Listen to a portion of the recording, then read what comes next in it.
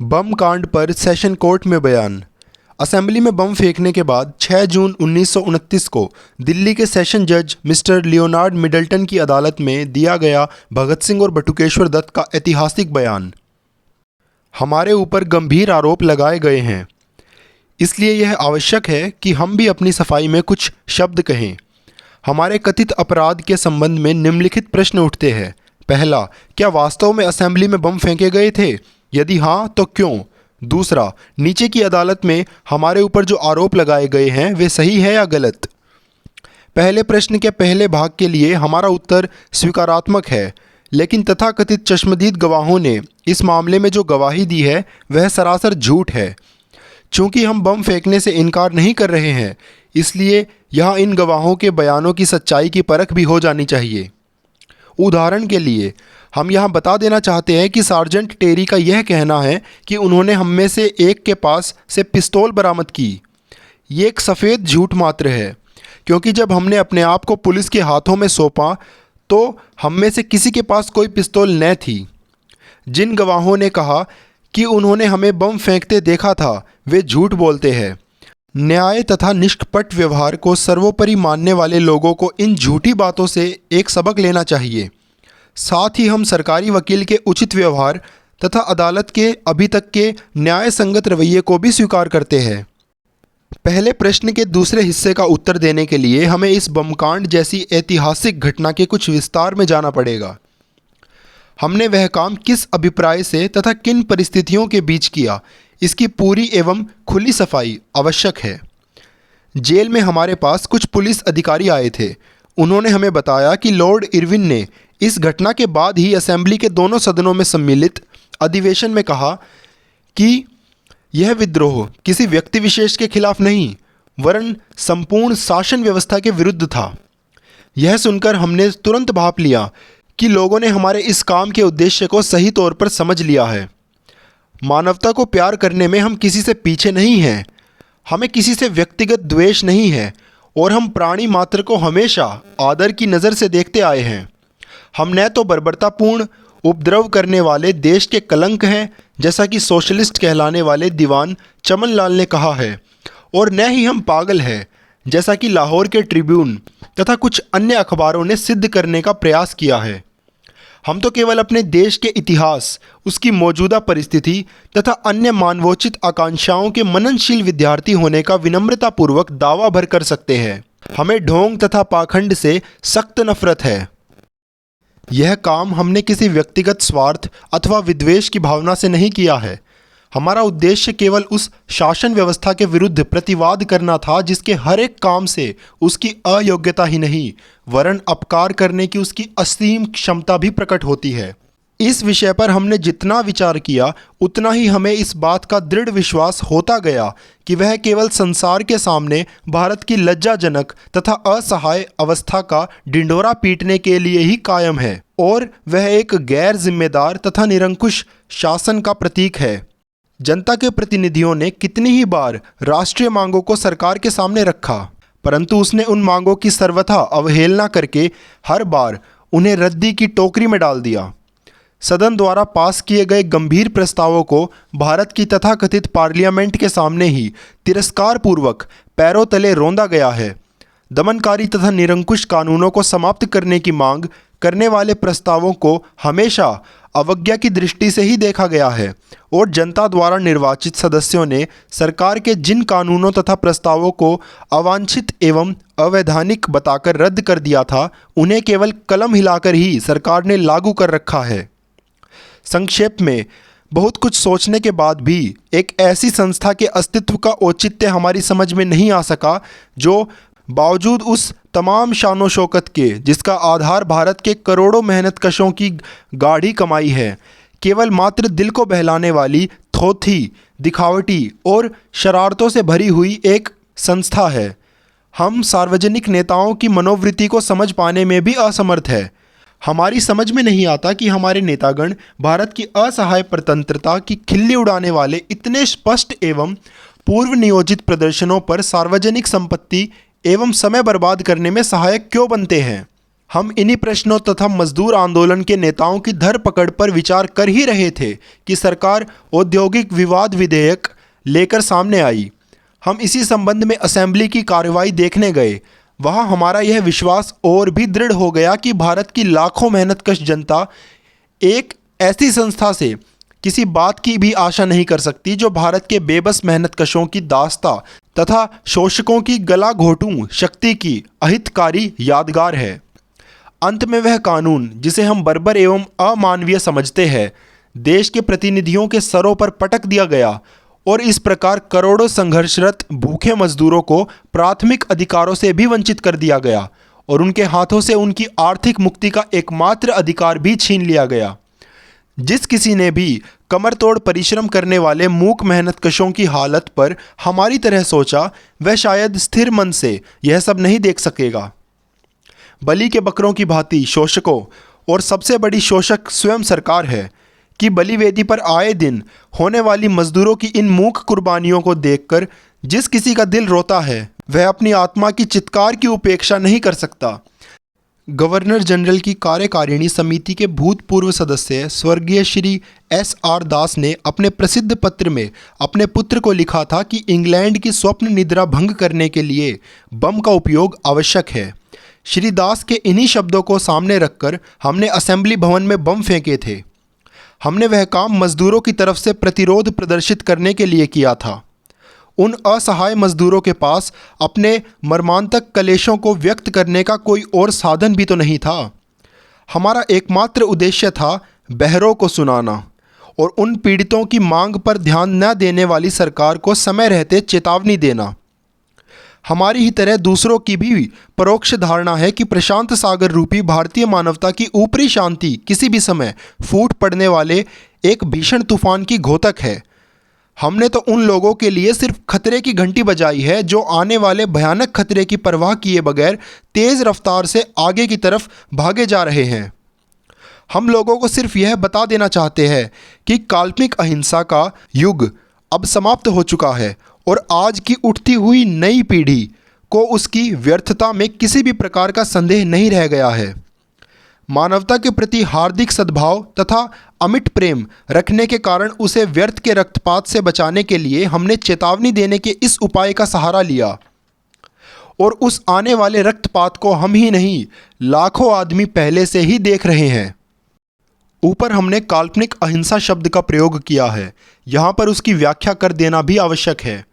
आक्रामक उद्देश्य से जब बल का प्रयोग होता है उसे हिंसा कहते हैं और नैतिक दृष्टिकोण से उसे उचित नहीं कहा जा सकता।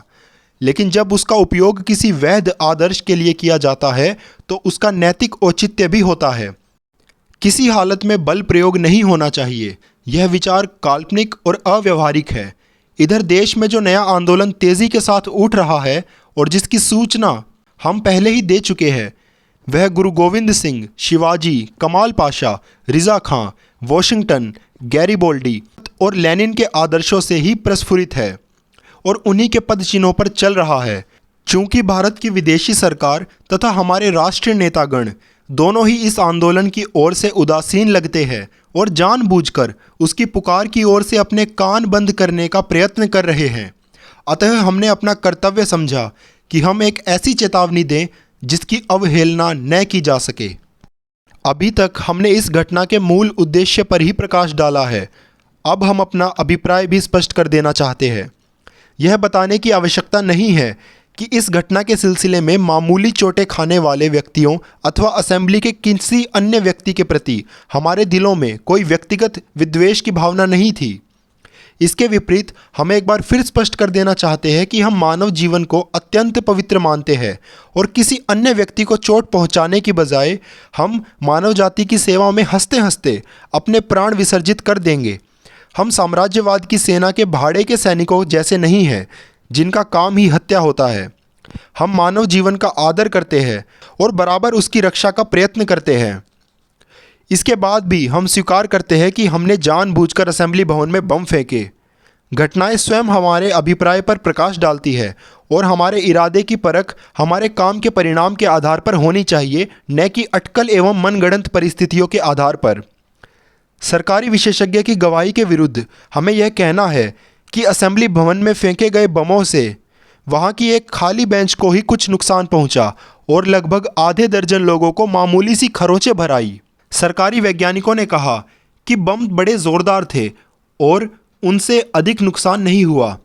इसे एक अनहोनी घटना ही कहना चाहिए, लेकिन हमारे विचार से उन्हें वैज्ञानिक ढंग से बनाया ही ऐसा गया था। पहली बात, दोनों बम बेंचों तथा डेस्कों के बीच की खाली जगह में ही गिरे थे।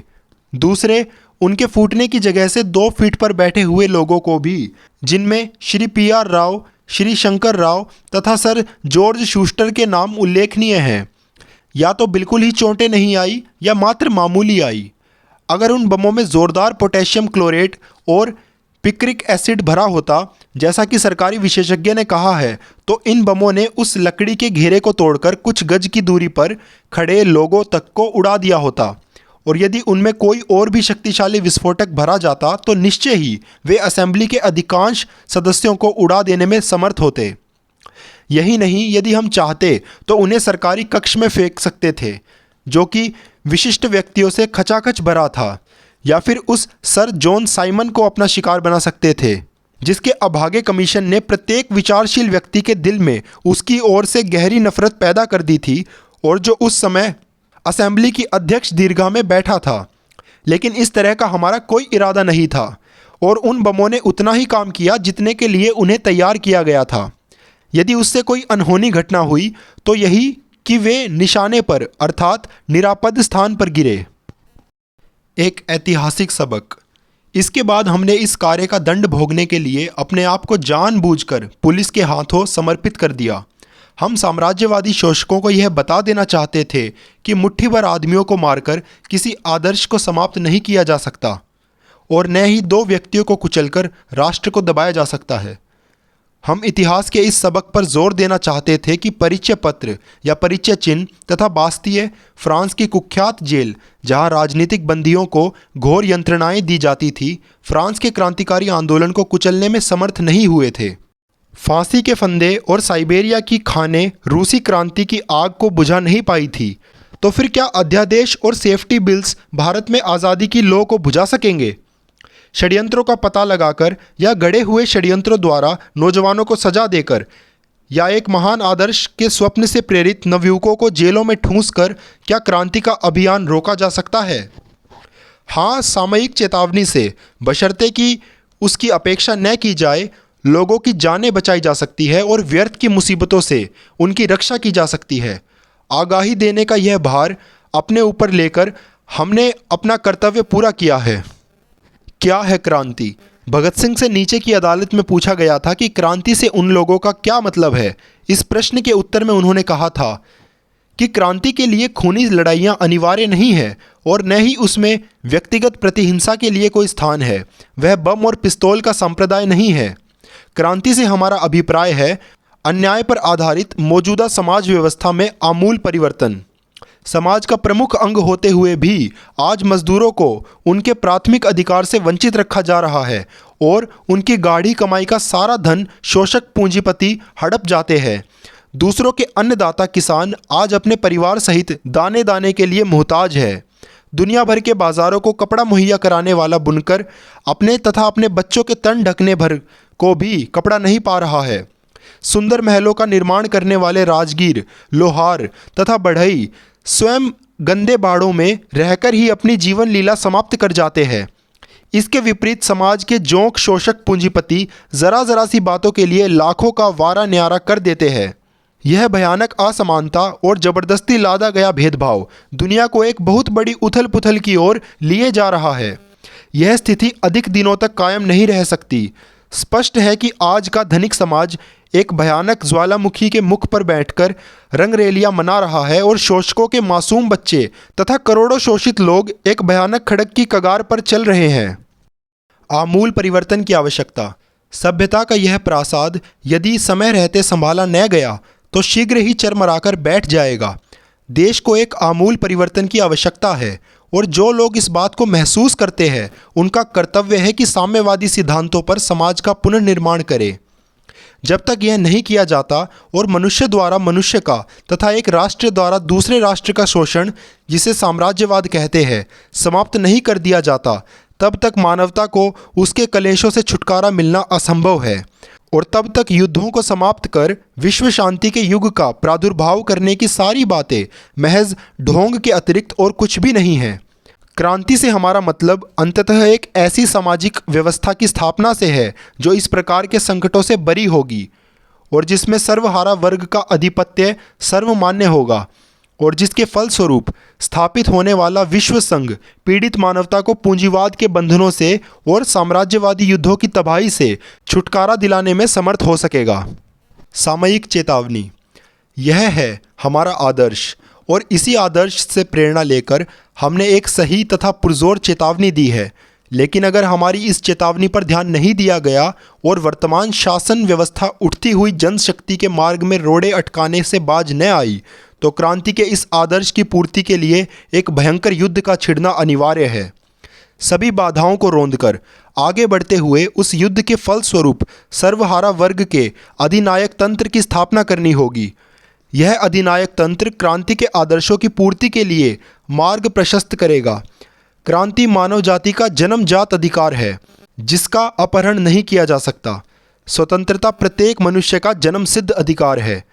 श्रमिक वर्ग ही समाज का वास्तविक पोषक है। जनता की सर्वोपरि सत्ता की स्थापना श्रमिक वर्ग का अंतिम लक्ष्य है। इन आदर्शों के लिए और इस विश्वास के लिए हमें जो भी दंड दिया जाएगा हम उसका सहर्ष स्वागत करेंगे। क्रांति की इस पूजा वेदी पर हम अपना यौवन समर्पित कर चुके हैं, क्योंकि ऐसे महान आदर्श के लिए बड़े से बड़ा त्याग भी कम है। हम संतुष्ट हैं और क्रांति के आगमन की उत्सुकतापूर्वक प्रतीक्षा कर रहे हैं। इनकलाब जिंदाबाद। 6 जून 1929। भगत सिंह।